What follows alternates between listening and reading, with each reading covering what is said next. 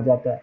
तो ऐसी सूरत में आपने टाइम का खास ख्याल रखना होगा कि अगर किसी स्टूडेंट का पेपर मिस हो जाता है, किसी भी डोमेस्टिक प्रॉब्लम की वजह से, कोई फौतगी हो गई है घर में, कोई शादी है, कोई गमी है, कोई ट्रैवल करना पड़ गया, कोई मीटिंग है, कोई ऑफिस में मीटिंग है, तो कोशिश करें 100% कि आपको टाइम की मैनेजमेंट हो जाए और आप उस 12 घंटे के अंदर अंदर किसी भी तरह से पेपर अटेम्प्ट कर लें।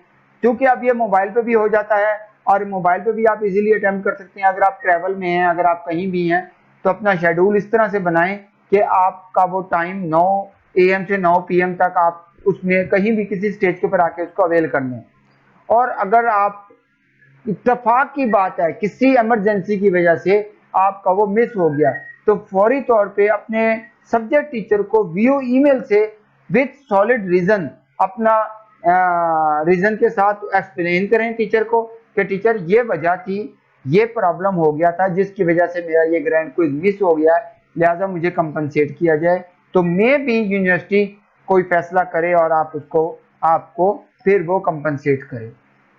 बाकी रहा सिलेबस का कि इस ग्रैंड क्विज में कितना सिलेबस आएगा, इन शॉर्ट तो ये कि लेक्चर नंबर 1 से लेकर लेक्चर नंबर 22 तक।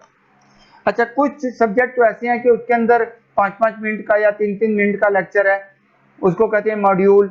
तो जैसे CS11 में तो कोई 300 मॉड्यूल हैं।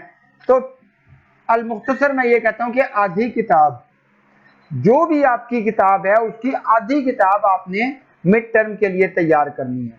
और कुछ सब्जेक्ट टीचर ने अनाउंसमेंट के अंदर, LMS में जो अनाउंसमेंट आती है वहां पर ये बताया हुआ है कि जनाब आली आपके मिड टर्म में फलां फलां टॉपिक जो है इंक्लूड नहीं होगा, तो आप वो टॉपिक एक्सक्लूड कर दें और फिर बाकी की तैयारी कर लें।